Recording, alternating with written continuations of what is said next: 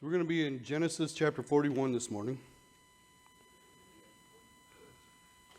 Still in the life of Joseph. Last week we saw that he interpreted the dreams of the Pharaoh's baker and butler. And the butler was supposed to let Pharaoh know about Joseph and remind him, he's in prison, he's in there wrong. He was able to interpret the dreams. But 41 starts off with, then it came to pass at the end of 2 full years.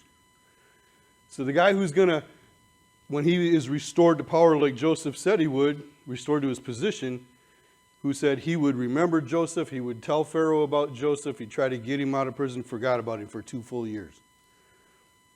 It's not necessarily that difficult to part of me is like, hey, come on. The guy told you ahead of time what was going to happen, and now you just go and forget him, right? He did you not necessarily a favor, but everything he said came to pass. This is a pretty good guy, pretty special guy. You should be remembering him, at least tell Pharaoh about it and kind of put it in Pharaoh's hands. But also put yourself in the butler's position. He's restored to his position, so there's some thrill there, right? Maybe a little personal celebration, but then also looking for the right opportunity to tell Pharaoh, because you don't just hey, I'm just fresh out of prison, I know you were mad at me, but hey, there was a guy there who treated me well and took good care of us, and he's doing a great job in prison, so you should let him out. When's he going to do that? But at some point, he's really just kind of forgotten about. I mean, it's 2 full years before this guy remembers. Now, Joseph is going to be set in, let's just get into this story. I was going to do it the other way, but I'm going to change direction here for just a second. So let's get into the story. It says that it came to pass at the end of 2 full years that Pharaoh had a dream, and behold, he stood by the river. Suddenly there came up out of the river 7 cows, fine looking and fat, and they fed in the meadow. Then behold, 7 other cows came up after them out of the river, ugly and gaunt, and stood by the other cows on the bank of the river. And the ugly and gaunt cows ate up the 7 fine looking and fat cows. So Pharaoh awoke. He slept and dreamed a second time. And suddenly 7 heads of grain came up on one stalk, plump and good. Then behold, 7 thin heads, blighted by the east wind, sprang up after them. And the 7 thin heads devoured the 7 plump and full heads. So Pharaoh awoke, and indeed it was a dream.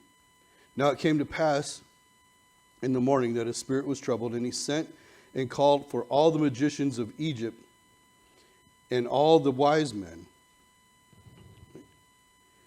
And Pharaoh told them his dreams, but there was none who could interpret them for Pharaoh. Having a hard time this morning all of a sudden. Then the chief butler spoke to Pharaoh, saying, I remember my faults this day. When Pharaoh was angry with his servants and put me in custody in the house of the captain of the guard, both me and the chief baker, we each had a dream in one night. He and I, each of us, dreamed according to the interpretation of his own dream. Now there was a young Hebrew man with us there, a servant of the captain of the guard, and we told him, and he interpreted our dreams for us. To each man he interpreted according to his own dream. And it came to pass just as he had interpreted for us, so it happened. He restored me to my office and hanged him. Then Pharaoh sent and called Joseph, and they brought him quickly out of the dungeon, and he shaved, changed his clothing, and came to Pharaoh. So let's just stop there for just a second. All right. So he's finally remembered, right? He's in jail or in the prison still. And Pharaoh has this dream. Now, dreams of this nature, especially in ancient time, And some, still today, some people live by this idea that if you have a really very vivid dream, there must be some kind of message in it. Right? And they'll go to whoever to try to find somebody who can interpret or figure out what the message means. And I'm not saying that God doesn't ever speak to us in dreams. Again, last week I think I pointed out that throughout the Bible, whenever God spoke to people in dreams, it was almost 2-to-1 that he spoke to people who didn't believe in him over people who did believe in him. Now, the purpose for that would be the people who believe in him are already searching for him, looking for him, in a relationship with him, praying, worshiping.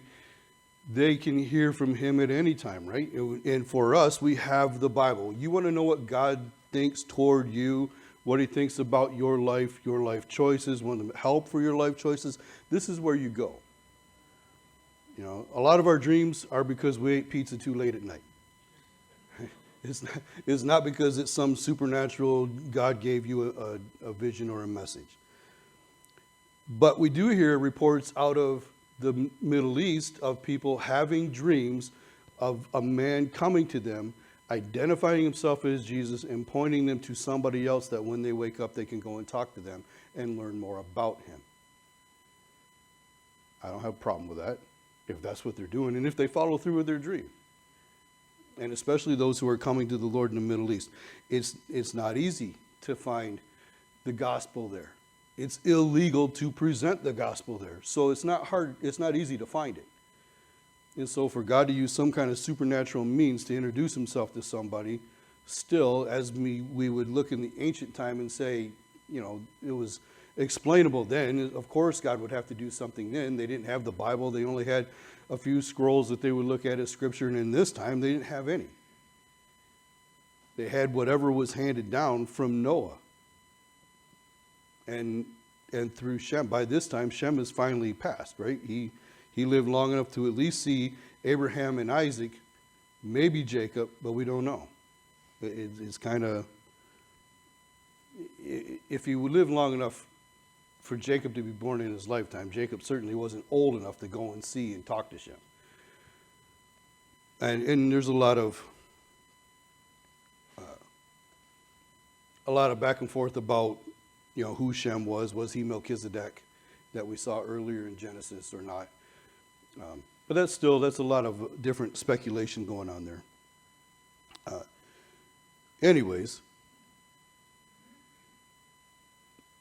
So the Egyptians relied a lot on, if they had very vivid dreams, they relied a lot on interpreters. They would go and they would look for somebody, these magicians or wise men, tell them their dreams and have the interpretation given to them. So for Pharaoh to do this, have these very vivid dreams, call for the wise men, for the magicians to come to come and give him their interpretation. This was a regular practice for them.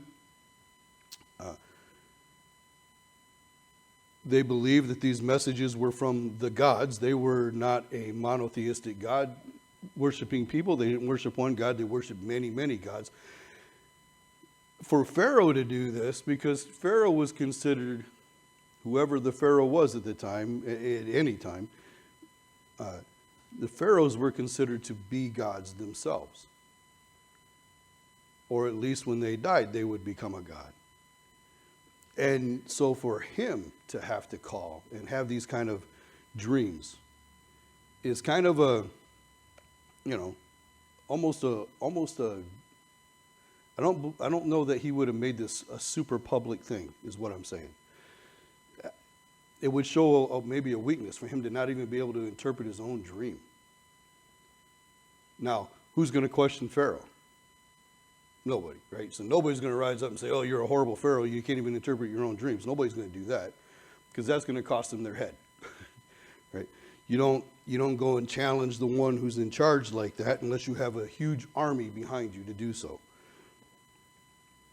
These dreams, these cows coming up out of the river, this was a common thing in real life for them. So they relied on, in the spring, the Nile Delta to flood, and that would cause certain areas around the Delta to grow the pastures and the different grasses and stuff, and they would move their cows down into the water area. And so to see cows in the water and coming up out of the water was not an uncommon thing. This would be something that Pharaoh would know about. And so this kind of points to and helps with the understanding of where this dream is going, for these cows to be in the water and then to come back up out of it. Now the cows point to the livestock, the grain points to the crops that would be grown again around the water. And they would take water from the Nile, they would divert it into lakes and streams and use that to irrigate their crops. So this is all pointing to something to do with the food and the economy of Egypt, right? So this isn't a big stretch for Joseph. Now, God gives Joseph the dream, or gives Joseph the understanding we'll see in a minute. But this isn't some wild, crazy dream that, has to have a lot of, weird interpretation kind of thing, or this is what, even a big explanation. It's a pretty simple dream to explain, which then gives the question, why can't any of the wise men figure this out? Well, I think because, one, God gives Pharaoh the dream. Two, then God blocks the understanding of the Egyptian wise men, because he's not going to share his glory and honor with any false god. God is we were told in the Bible, he's a jealous God. He's jealous for us, and he wants us to know who the real and true living God is. And so he doesn't share the spotlight with anybody. The false gods, the pagan gods, all of them, over and over and over again throughout history, have been proven to be false. Paul in the New Testament calls them demons. The idols that you worship, that's all demonic. The things that you learn from those spirits that come to you, it's all demonic. There's no other explanation for it, because there's only really one God. There aren't many gods. There are things that present themselves as God for sure, but there's only one. And you guys, we're getting to where even our government now is wanting to put this kind of junk out there. And now we've got things living on the other side of the moon, and all kinds of things. And you can say, well, but they got videos. It's still demonic. Any message that they ever get from these things, if they're actually interacting with anything, one, they don't know what they're interacting with. Two, any message that anybody ever gets of an instance that can't be explained is usually anti-God and anti-Jesus and anti the Bible. All right, so I'm not saying everything, probably about 95 to 99% can be explained away. Right, so whether they're hoaxes, whether they're mistakes of what you're seeing and that kind of thing, that's all is pretty easy to explain away. Trying to think of, I want to say his last name is Ross, but I'm not sure. No, I think it is. A Christian professor who was kind of into astronomy, and the college didn't really have an astronomy department, didn't have a doctorate of astronomy or anything like that. So they found out he was kind of an amateur astronomer. They put him in charge of all of this stuff and investigating UFO sightings and interactions and all that. And he even said about, close to 99%, probably between 95 and 99%, you can explain away pretty easily as mistakes of what they saw or government aircraft testing or whatever else. He said, but there is a section of them, a small fraction of them, that are unexplainable. But in being a Christian, he's like, I can explain it. Like my explanation, but I can explain it. Right? But that's going on. And there's other things going on that are just, if you're a born-again Christian, to you, it should seem very obviously from the enemy, right? Inspired by Satan at least. And if there's any validity to any kind of an experience, it's because they're messing with demons. Same thing as when you get into the New Age and yoga and all that. It's all demonic. It's all designed to take you away from God, not to God. And even today, we have many cults in the occult that are super active and seems maybe even more active than they have been in the last 20 years now. And it's because everybody's looking for something supernatural to happen. Everybody wants some kind of answer that's beyond what they could study, what they could use their mind to figure out.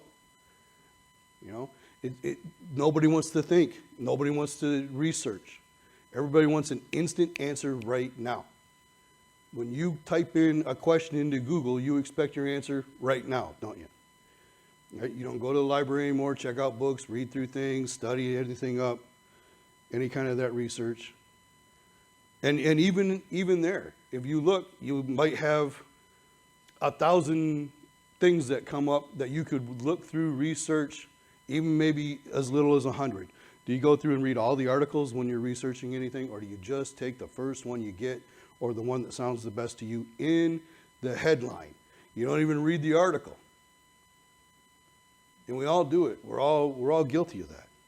We want all of our things, answers to anything and everything right now. And whoever has the best answer first, that's who we go with. So now back that out and leave this for just a second, leave Genesis for a second, go back to a year and a half ago when we were going through Revelation. What are we all being primed for? What is all of society being primed for? One man to have all the answers. Right? And there'll be a man who presents himself to be that. Well, two. You have the Antichrist and the false prophet. And the whole world is being primed for that right now. So, is everything falling apart? No. Everything's coming together, just like the Bible said it would. All right? So, we have this dream. We have the butler now, or the cupbearer, however you want to look at him, is really what he was. Basically, he was the food tester, the drink tester. Before Pharaoh drank anything, he drank it to make sure that it was not poisoned or anything bad. Or probably before any of the food was served to Pharaoh, he ate it. So he goes to Pharaoh, though, and says, hey, I've messed up. I didn't bring this guy before you already, but here he is. I know where he is. He's still in this spot. Now, here's the other thing. Did God cause this guy to forget about Joseph for 2 years? So he could have him right there, right where he needed him, right where he wanted him at the exact perfect time. From Joseph's perspective, there's a real temptation to complain, isn't it? I mean, come on. You've been mistreated by your brothers. You've been beaten up, thrown in a pit by your brothers. You've been sold into slavery by your brothers. You've gone into Potiphar's house first as a slave. You kind of excel. He recognizes everything you touch is prosperous. It does him well. He doesn't even know how much he has anymore because God is on this boy, this young man. But then his wife lies about him. He has to throw him in prison. So now he's in prison, but he has the same attitude in prison. Right? So to go from a slave to a prisoner can't be a great transition. It seems like you're transitioning down, not up, right? But even there, still serves, still has this heart to serve and honor God even there. And then he's forgotten after he gives these two interpretations. They come true. And he's left for 2 more years. Now we've gone over, if you go back over the last couple of teachings, we've talked about this, and we've gone through a lot of verses that talk about how we go through and God takes us through tribulations or hard times, difficult seasons in our life to develop us into the people he wants us to be. To learn how to endure hard things. Not only to build our character, but so that when we have built that character, when we have, or he's built the character in us, And we come through those situations. On the other side of your situation, there's always people waiting to hear from you. Always. There's always somebody around you. And sometimes it's people watching you go through these hard times and what God is doing in you and how you respond to those hard times. So sometimes it's living your faith in the difficult time that ministers to people around you. And sometimes you just, when you get to the other side and you're like, hallelujah, it's all done, you run into 10 more people who are either just entering into or in the middle of the same thing, same type of thing that you just went through. Maybe the circumstances are different, but the anxieties are the same. The troubled, the nervous, the worry, the loneliness, the depression, whatever it is that God has brought you through, there's people around you that you can minister to because you've been through it. Right? And so you then begin to talk to and point them to Jesus. You don't say, well, this is how I dealt with it, and that doesn't do them any good. When you can say, if you really want to honor God in that, when you can say, this is what God did for me. This is what he showed me in his word to walk me back out of this. This is how I got through. I poured myself into this. I let God pour into me. I let him speak to my heart. I kept praying even when I didn't want to. I kept reading the Bible even when I didn't want to. And even when it felt like God wasn't there and I didn't hear him, I know he was. I knew he was because he had already proven himself faithful. And now that I'm through it, now that I'm on the other side of it, I know even more now. I have a stronger faith that God is real because I went through this. And we can begin to build other people up and point them to Jesus and see them submit to him and give their life to him. That's where Joseph is at. And many, probably most of the heroes of the Bible went through some kind of thing like this, some kind of shaping thing. Moses, who's going to end up leading them out of Egypt 400 years after Joseph, is going to go through a molding and shaping of God. When he finally comes to Pharaoh and the plagues come and he starts to lead people out of Egypt, he's 80 years old. He's not some young buck walking across the desert with these people. He's 80 years old. And then when he dies and he passes on and the torch goes to Joshua, Joshua is 80 years old. Right? So when they get to the end and they're dividing up the land, and Caleb, who was the only other faithful one besides Joshua, who's entering the promised land, they divide up the land. There's still giants in the land. And Caleb, who wanted to take them out 40 years before that, says, I'm old, but give me not just the giant area, but the mountains where the giants are. I'm going after them. I wanted to take them out when I was 40. I'm going to take them out now.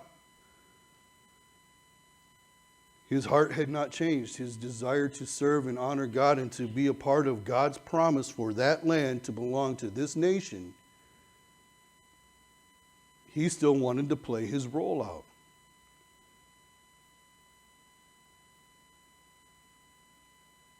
There's a real danger in our culture in this nation right here. We're all shooting for retirement.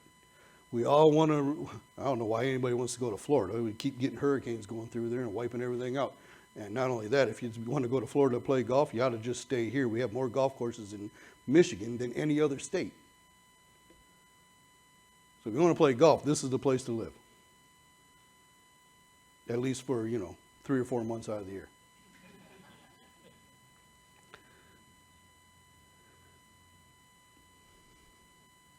But we have this retirement mentality, and too many believers.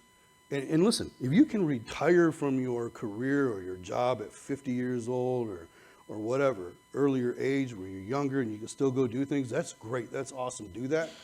But with the understanding that God has given you now the time and the means to serve him even more than you did when you were full on into your career. Don't look at it as, oh, now I get to enter my rest. No, we get to hear, enter into your rest when we see him face to face and we hear him say, well done, good and faithful servant, now enter your rest. This is your rest. Our rest, guys, is not here. This isn't our rest time. There's no believer. You can go to Florida if you want to. You can try to retire if you want to. I watch Tracy's uncle, 80 plus years old, has a place in Florida. They go down there every year to Florida, and while he's down there, he's doing conferences or whatever, still as an evangelist, still doing evangelist opportunity things in Florida. And then he comes up here, and you would think he would come up here, he'd go to the family camp that we go to. That's where we see him. That's the only time almost all year that we ever see him is at the camp that we go to. And so this year, as normal, as we're all packing up and getting ready to leave, he's moving his trailer from that campground to another campground, so he's going to go be the evangelist at the other campground for like another week and a half. And his rest time is kind of at the family camp. He preaches one time at that camp that we're at, usually the very last Sunday night. All the big speakers have gone and moved on. Is that my phone? I think it's just an alarm.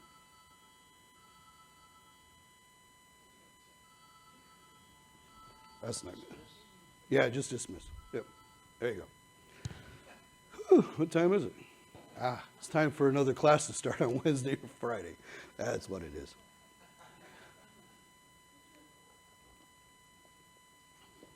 I always wonder why I don't do that. Now I know why I don't do that. Anyways, so hopefully if another one goes off, it'll be time for me to quit. So anyways, he's 80 plus years old. And before the family camp started this year, he's in the hospital, I think, with some heart thing. I think it was AFib or something, I don't remember. So he wasn't even fully at the camp. But we get there, and he's trying to pack up, so we're all jumping in, trying to get his trailer hooked up for him and get him down the road so he can get off down the road. To go and be there and drop off his trailer so he can go back to his church for a board meeting that night. He's got to hurry up and get it to one place. I mean, that's the role models that I have. To no matter what, whether I die in this pulpit or another one or doing something else, I don't get to stop until I go home. I mean, Pastor Chuck, who started the Calvary Chapel, or God started with him. If you saw Jesus Revolution, Chuck Smith, his last Sunday, preached 2 or 3 sermons with an oxygen tank hooked to him, and then went home on Tuesday. And he was in his 80s. So you don't get rid of me that easy. But that's the mentality here, guys. To keep going no matter what. Whether our circumstances look right or look wrong or look shady or look wonderful, right? It doesn't matter if the sun's shining on you or it seems like the dark of night. If it looks like the world is falling apart, read your Bible, and you'll see the things that are happening are prophesied in the Bible. Jesus himself talked about it. If you're only concerned with the red letters, read Matthew 24. You'll see the condition of the world right before he comes back. It's not falling apart, it's falling into place. We have a different perspective than those who are lost have. And we don't look to a man or a government system to fix it. So Joseph is in prison. Now, to get cleaned up, it says that they took him quickly out of the dungeon. So he's going about his business, going about the jailer's business, doing what he's doing every day, right? Just get up. I'm sure Joseph by now was just kind of written off the whole, I'm getting out of here. And these guys show up and say, you got to come with us. They quick take him out. They shave him. They change his clothing. He's a prisoner, but free men, people who came to stand in front of Pharaoh, men in Egypt shaved everything. You didn't have hair anywhere on your body. You were bald. You shaved everything on your face. No mustache, no goatee, no nothing. All the hair was gone. So they make him look like an Egyptian. Now, he knows he's not an Egyptian. He knows he's a Hebrew because the butler had told him he was a Hebrew. Right? Said, and Pharaoh said to Joseph, I have had a dream, and there is no one who can interpret it. But I have heard it said of you that you can understand a dream to interpret it. So Joseph answered Pharaoh, saying, it is not in me. God will give Pharaoh an answer of peace. Right? This isn't me. I don't know what your dream is. And to be quite frank, I only interpret what God gives me to interpret. This isn't going to be me. If I speak to this and I can interpret, the interpretation comes through me, it's not me, it's God who does it. So even here, even after all of this, he could be standing there and repeat everything that happened to him. And woe is me, and look at the cupbearer, the butler, and say, this goofball here left me for 2 more years. If I'm such a great person, he could have had a bad attitude, right? But he doesn't. He just says, it's not in me. This is not me. He's the highest ruling person of the known world at that time. Right? This is the world power, Egypt, which means this is the world leader, the greatest nation of that time. That's who Joseph now, from a dungeon to standing in front of him. We see this all through the Bible. All through the Bible. Jesus, in Matthew chapter 10,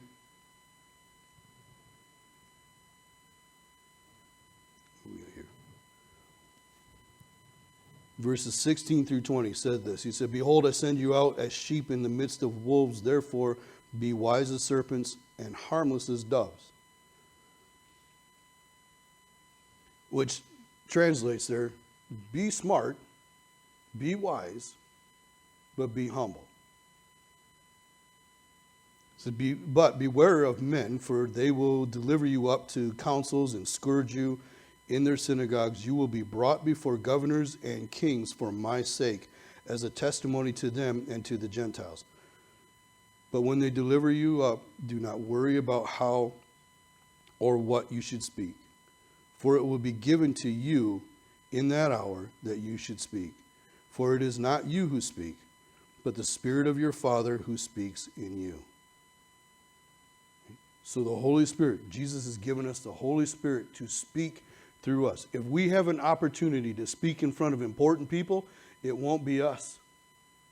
Listen, if you have an opportunity to speak in front of anybody, I don't care if it's one-on-one on the street, I don't care if it's in a massive crowd, I don't care if it's before Congress.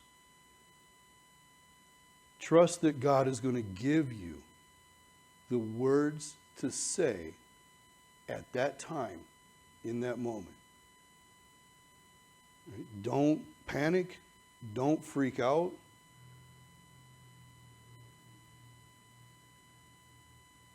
They may, like, I know Roger got to go to Lansing and pray before the opening of the legislature one time, and they require you to write out what you're going to pray before you go so it can all be approved. So, he did that. But even then, you just trust that God's going to give you, if that's what you have to do, if that's the hoop they make you jump through, you just trust that God's going to give you that time, at that time, the time you're writing, what he wants you to say. Don't worry about if it had to be pre-approved by man, and don't worry about that.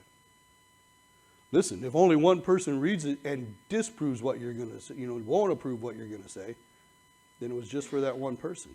It wasn't for the whole of the congregation anyways. It was for that one person, that one time.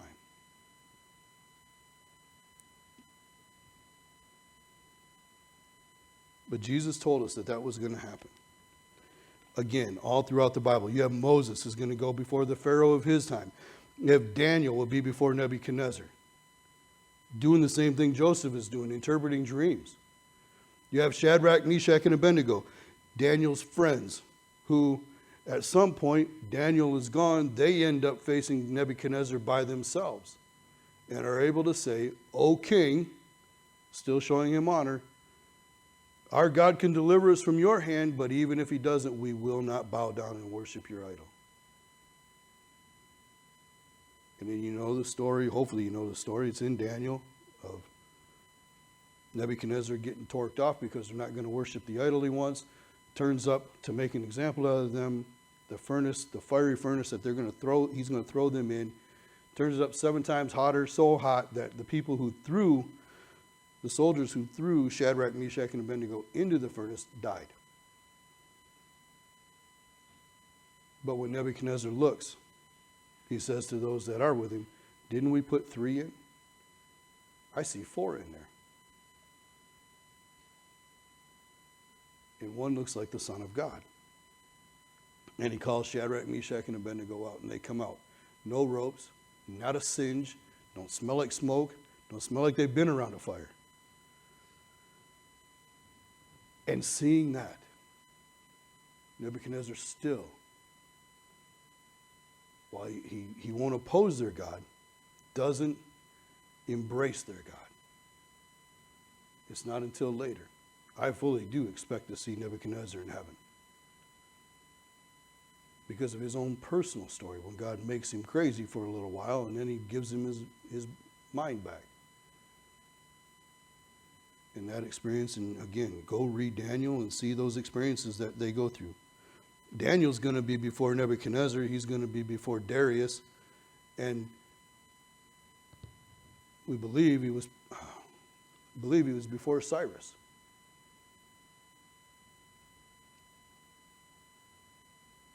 All of the prophets went before kings or people of importance or in front of crowds. And many of them lost their lives doing that, but they still went and spoke what God gave them to do. The apostles had the same opportunities. Arrested, brought before important people, whether it's the Sanhedrin, whether it's Paul going before Felix and Festus and Herod, and ultimately Caesar, and losing his life for that. And it doesn't change.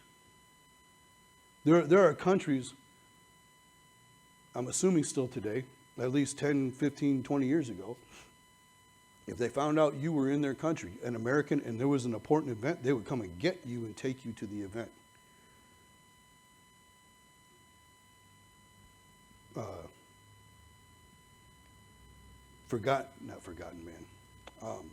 Far-reaching ministries that has a compound in Sudan that teaches the chaplains for the Sudanese army. It's in South Sudan, so it's still there. But when it was still a united country, again, Roger and the youth pastor at the time was there. I was supposed to be, and then I couldn't go.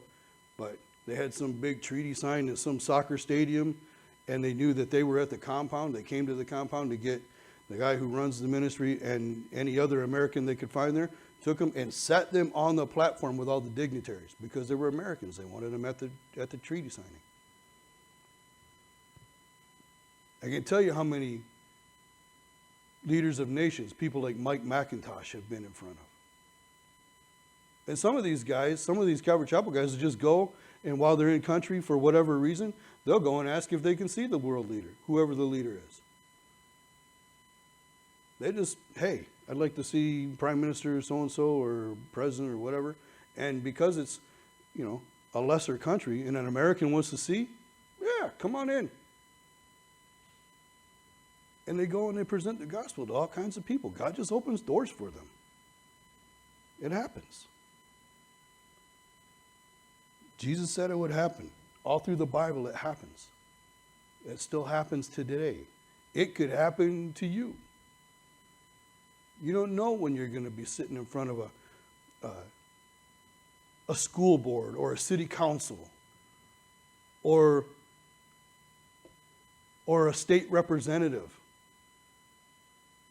When somebody hears your story and we've had this experience. Wendy was there with us. We're just, a story's told, a phone call is made, and then another phone call. I need you guys to be here at my office at this time because he's coming to see you. To be in Lansing in front of a whole bunch of people that can determine whether we're going to be in trouble or whatever. And don't even have to say anything in our own defense. And we just sit and listen and watch God do what God does and just open doors for us and get things that we needed done, and it'll blow you away when it happens.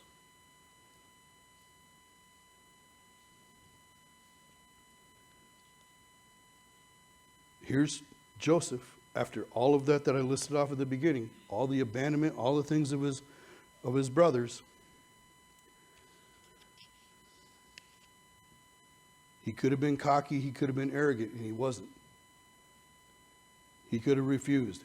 I'm done. I'm not doing this anymore, but instead he says, and gives glory to God. It is not me, God will give Pharaoh the answer.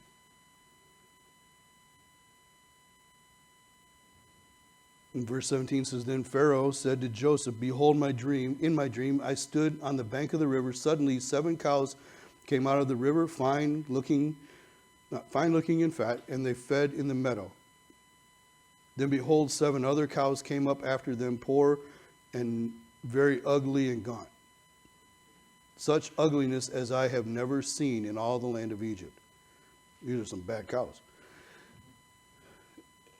And the gaunt and ugly cows ate up the first 7, the fat cows. When they had eaten them up, no one would have known that they had eaten them, for they were just as ugly as at the beginning. So I awoke. Also I saw in my dream, and suddenly 7 heads came up on one stalk, full and good.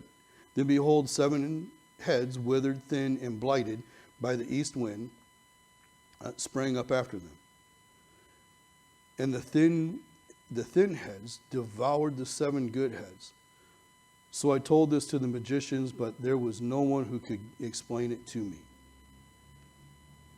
All right, so these are some really bad-looking cows. Do you ever have a dream and it wakes you up? It's kind of disturbing, whatever. You kind of wake up and you're like, man, I don't want to ever dream that again. You go back and you start finishing the dream. or you go back and have the same dream over and over again for a while. This happens evidently in one night to Pharaoh, right? And he says the east wind. That's another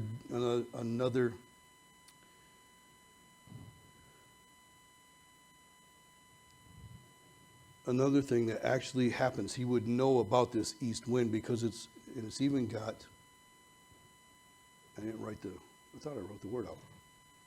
Anyways, it's something that happens even still today in Egypt, where, excuse me, all of a sudden an east wind will come and it's super hot and it starts to dry things out. They're like, you can have a near immediate temperature change of 50 degrees or more. Like it just blows in, and in a couple of hours you went from being decent, and they usually come in the spring, so you went from being decent temperature to I can't stand it temperature. And then the bugs come up, and it's not a good time. So he's saying that this east wind comes up and dries up these crops, or comes up with these bad crops. Verse 25 says, then Joseph said to Pharaoh, the dreams of Pharaoh are one.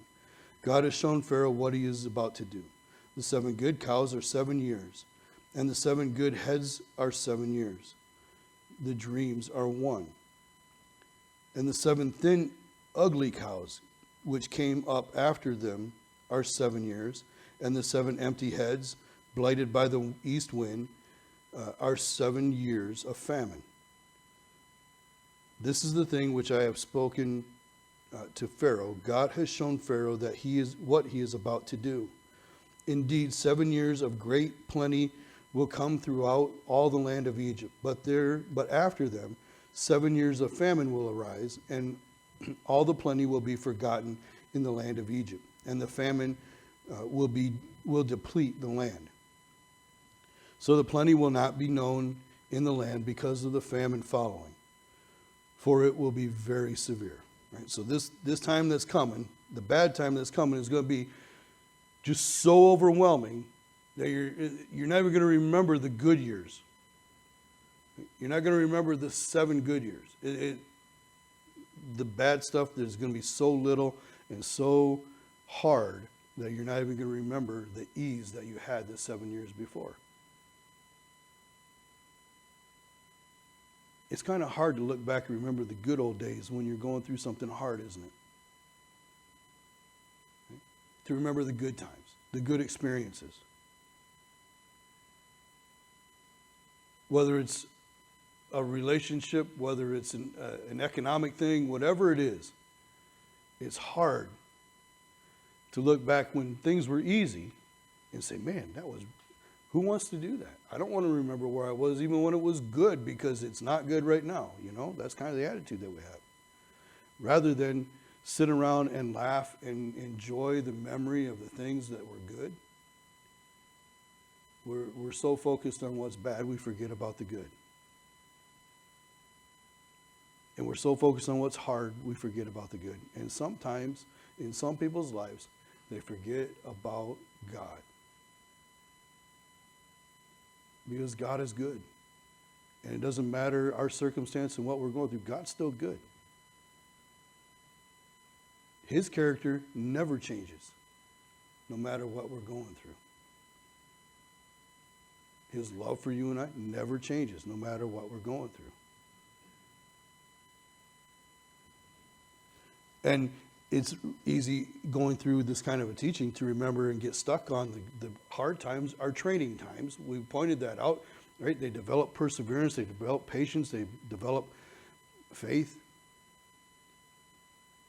But our training never stops, even in the good time. What do we do with the lessons we learned in the hard time? We put them into practice in the good time, yes? Hopefully, we need to remember, even in the good times, we're still in training. We're still, armies don't just train during a time of war. They train like they're at war all the time, so that they're ready when there is actual war, when there is an actual attack. Football season is here. Those guys have been training all year long to get back to the beginning of another season. They didn't take the last 3 or 4 months off. They were in gyms, they were on practice fields.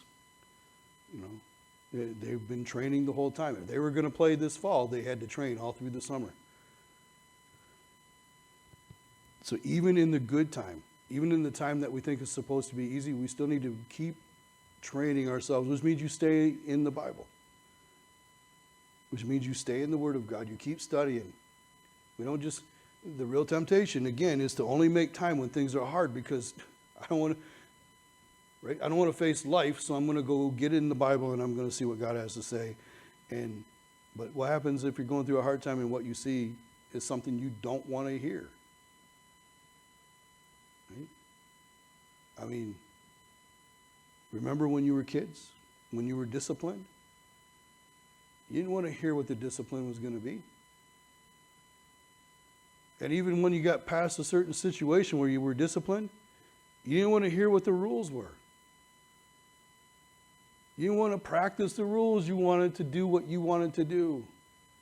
And since about at least 2 years old, you've known better than your parents. right? I mean, I've got two 2-year-old granddaughters. They think they know better than their parents. But their parents, if they love them, are going to be on them, watching them, training them to be good, decent people.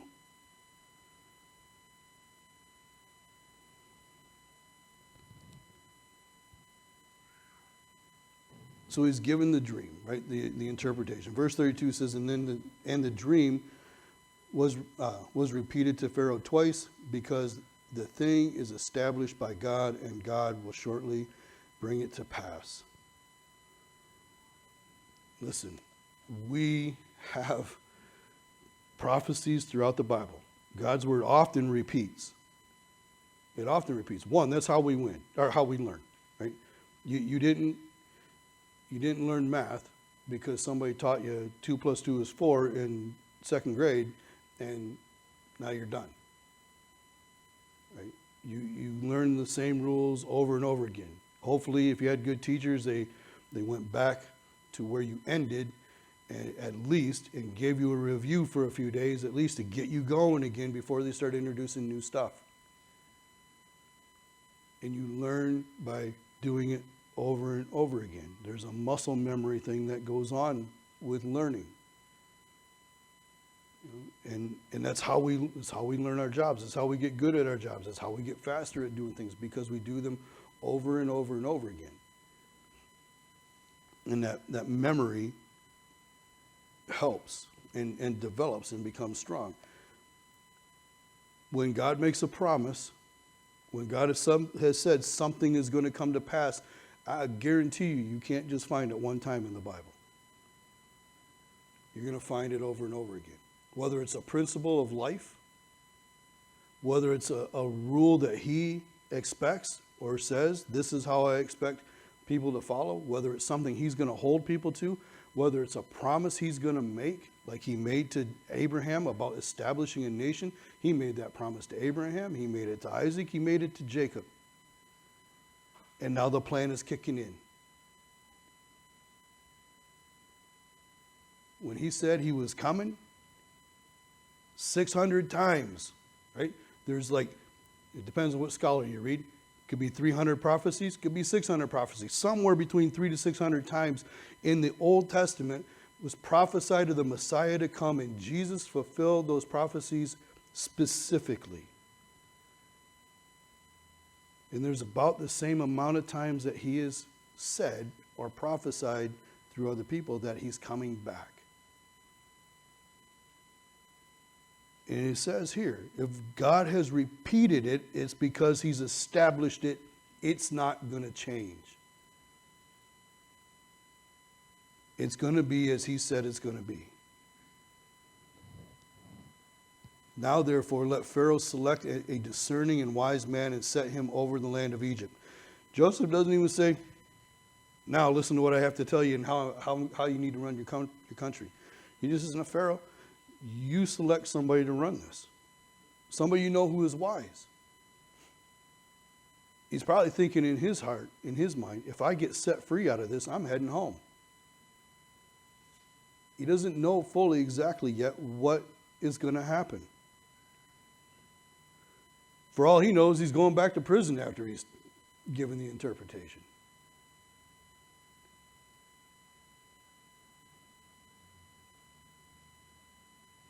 So he says, let him select a discerning wise man, set him over the land of Egypt. And let Pharaoh do this, and let him appoint officers over the land to collect 1/5 of the produce of the land of Egypt in the 7 plentiful years, and let them gather all the food of those good years that are coming, and store up grain under the authority of Pharaoh, and let them keep food in the cities. Then that food shall be as a reserve for the land for the 7 years of famine, which shall be in the land of Egypt, and the land may not perish during the famine. So he says, basically, here's the plan. Here's what you need to do. And you pick some guys and run this for you, but this is what you need to do. In the land of plenty, in the time of plenty, you need to save up. Right? Save the food, get some storehouses built, get it in certain locations so the people can come in the dark times, in the bad times, and have food and have what they need. So the advice was good in the eyes of Pharaoh and in the eyes of all of his servants. Right? So everybody around him, wow, man, guys, not only can he interpret dreams, but he's pretty smart. Sounds like a good plan. And Pharaoh said to his servants, can we find such one as this, a man in whom is the Spirit of God? This is the guy who's going to supposedly be a god. At least when he dies, the people will worship him. He's supposed to at least represent the most powerful among the gods that Egypt worships. And he is saying here, just like Nebuchadnezzar will say later, can we find anybody who has the Spirit of God?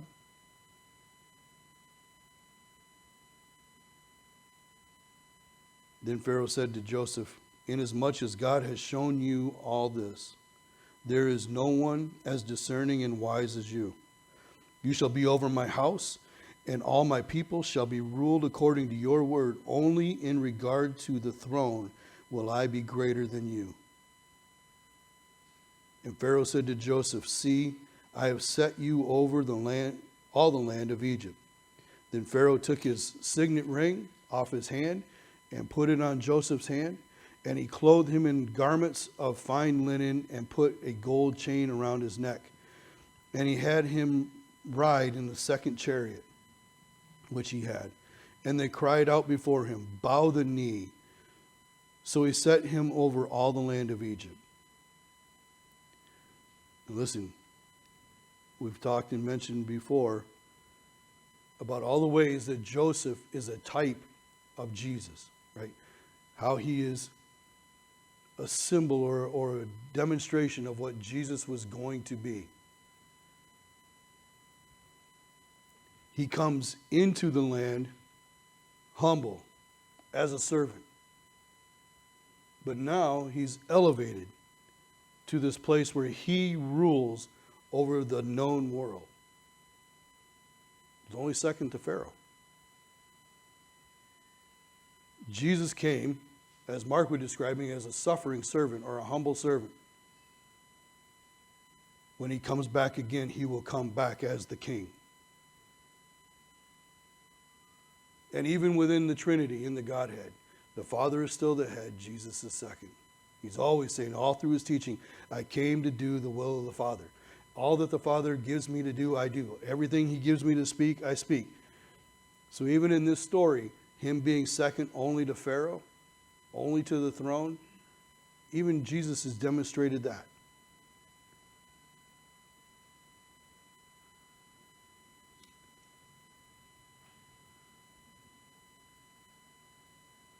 Pharaoh also said to Joseph, I am Pharaoh, and without your consent no man may lift his hand or foot in all the land of Egypt. And Pharaoh called Joseph's name Zaphanath-Paaneah. I think I got it right. And he gave him as a wife Asenath, his daughter, or the daughter of Potiphera, priest of On. So Joseph went out over all the land of Egypt. Joseph was 30 years old when he stood before Pharaoh, the king of Egypt. And Joseph went out from the presence of Pharaoh and went throughout all the land of Egypt. Now in the 7 plentiful years, the ground brought forth abundantly, so he gathered up all the food of the 7 years which were in the land of Egypt, and laid up the food in the cities. He laid up in every city the food of the fields which surrounded them. Joseph gathered very much grain, as the sand of the sea, until he stopped counting, for it was immeasurable. And to Joseph were born 2 sons before the years of the famine came, whom Asenath, the daughter of Potiphera, priest of On, bore him. Joseph called the name of the firstborn Manasseh, for God has made me forget all my toil in my father's house. And the name of the second he called Ephraim, for God has caused me to be fruitful in the land of my affliction. Right? So that's literally the meanings of those two names. God has caused me to forget the past. God has caused me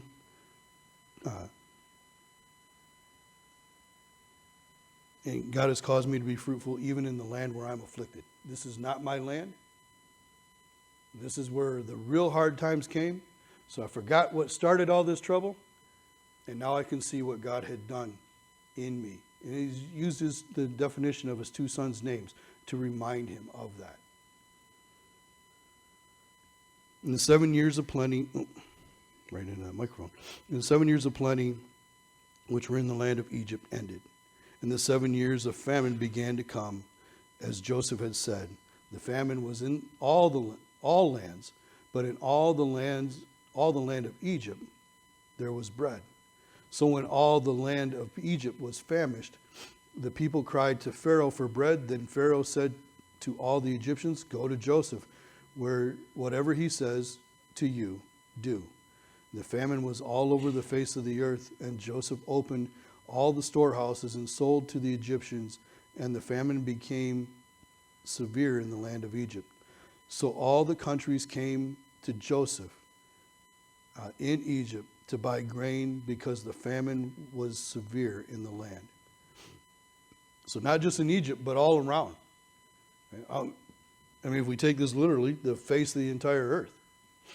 But this was bad. But in the time of good, because Joseph was being smart, because he was doing what he was supposed to do, and saving up for those other times, he has more than he can count. So much coming in that he doesn't even count it anymore. Right? Everything's kind of bursting at the seams. Can you imagine the people knowing this and seeing this and going, at year 5, come on. Certainly we've brought in enough. This has got to have been enough. Why are we still bringing more in year 6? In year 7? This is still a really good year. I can't believe that you think next year is going to be way worse than this year. And then it hit. And then it's bad. But everybody has, in Egypt, flourished. Everybody in Egypt can still afford to go and buy the bread from the grain that was stored by Joseph. The only ones, they only took a fifth of the crops. They didn't take it all. They didn't take half. So everybody had an opportunity to model after Joseph and store for themselves even more grains. And not just get fat and happy and not worry about it and just pay my taxes and then forget for a year.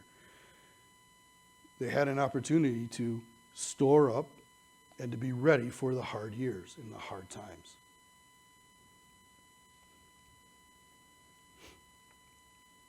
There's one thing about Joseph that we don't see in all of this. He's never prideful. He hasn't become so full of pride. Not even at his elevated state is he full of pride. Remember it said when he went throughout the country in chariot number 2, he didn't get to ride chariot 1, he got to ride chariot 2. When he did that, what did they say before him? Bow the knee. Everybody bow. There's going to be a day that's going to come, the Bible tells us, when every knee will bow and every tongue will confess that Jesus Christ is Lord, to the glory of God forever.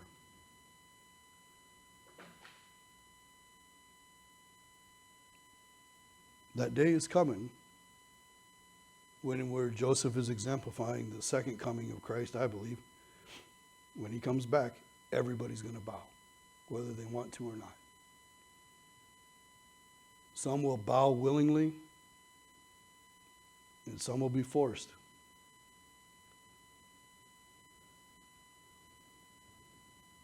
But in all of this, the greater lesson, I think, is this. And it's been said, and I could not trace down who actually said this first. It is a principle, I think, that comes from the Bible. But it says if you kneel before God, you can stand before anybody.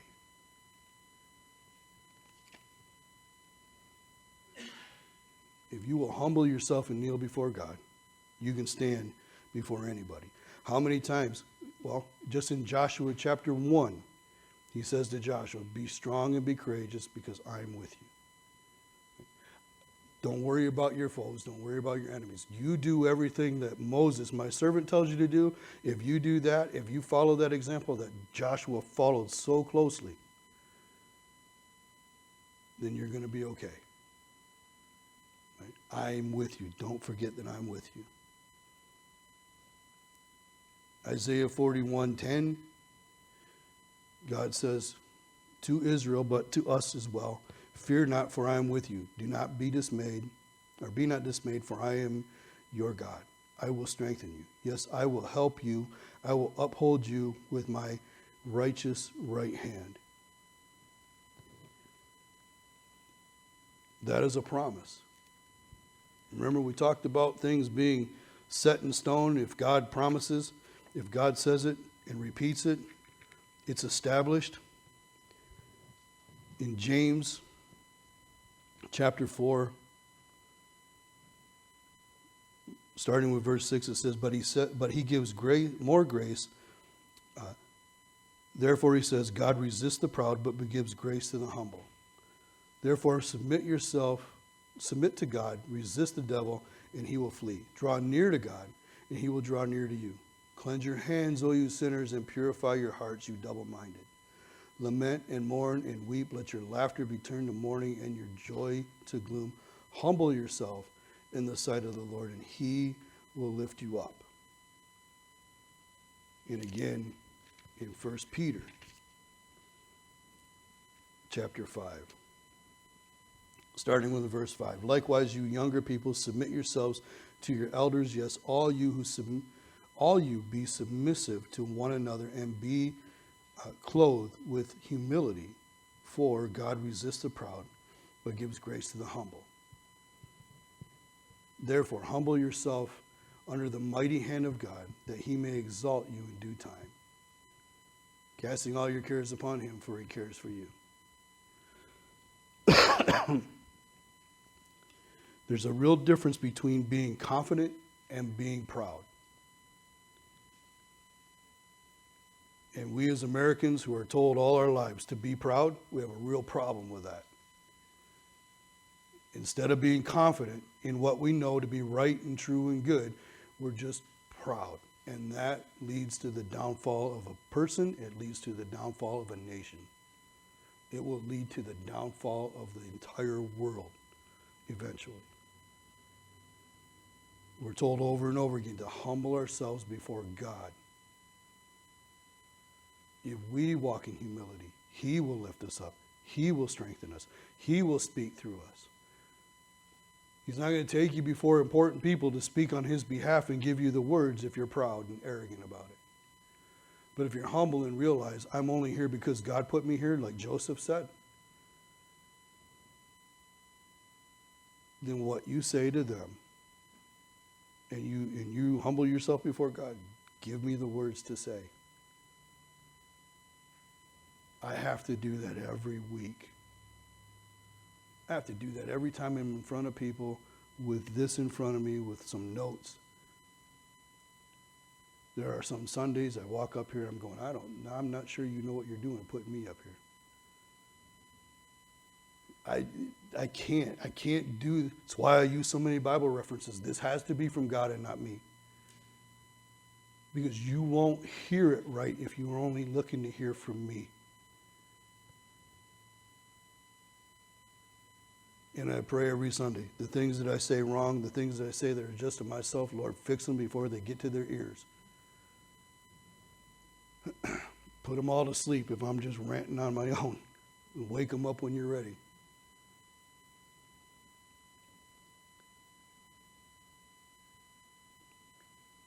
We're told also in the Bible that we can go boldly before the throne of God and ask. Right? But that's not like some people teach where you can go stomping into the throne room of God and demand.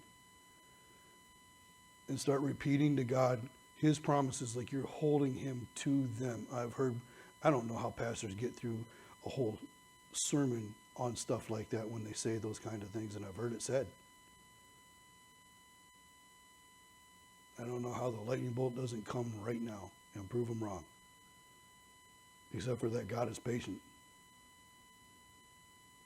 Even with people I'm not patient with.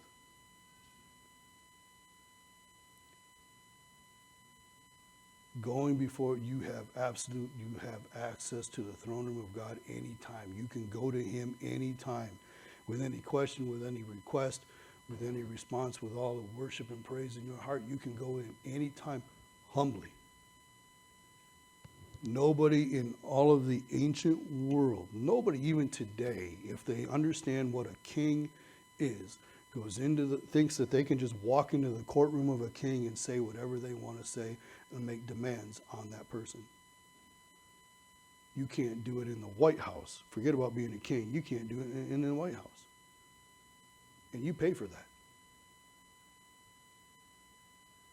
You can't do it there. There are a whole bunch of Marines that'll make sure you never get to the Oval Office. Right?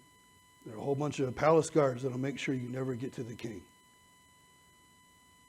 And even in ancient times, if you got past and got to the courtroom, if you walked in and you were not called for by the king, before you could open your mouth, most of the time your head was gone. But we have a king who says, come to me whenever you want to.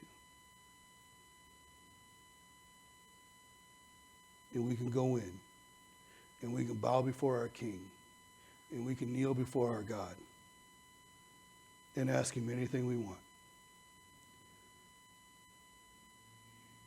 And pour our heart out before him. And sometimes, I'll confess to you, that pouring out the heart doesn't sound that great. I'm thankful that I have a loving, patient God who will let me rant to him sometimes.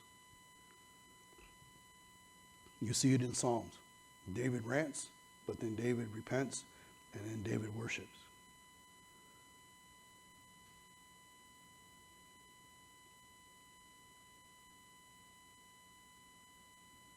If we are humble before God, we have no idea what he'll do with us, through us.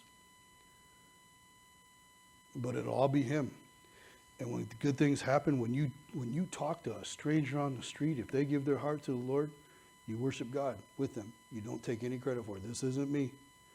It makes me a little nervous every time somebody comes up and says, oh, that was a good word, Pastor. Not mine. It's not mine. Not mine, Lord. I know who. I know. Don't hold it against me. Don't hold it against them, right? If I say, hey, it's not my word, it's God's, I'm not just being glib about it. I really mean it. It really does kind of give me the heebie-jeebies when somebody wants to attribute anything good that I say to me.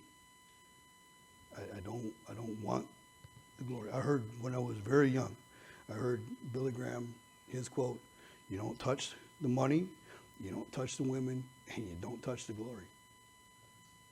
If you do that, your ministry will be safe. You know, it's the model I want to follow. And especially that third one.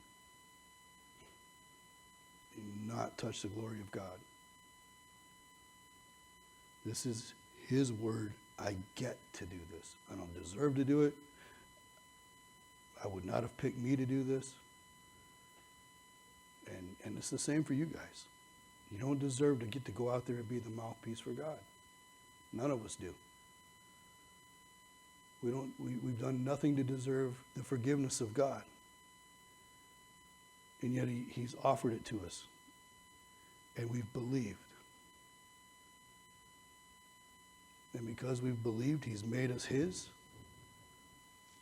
And he's forming us and shaping us into what he wants us to be. Embrace that. That is the love of God. That is,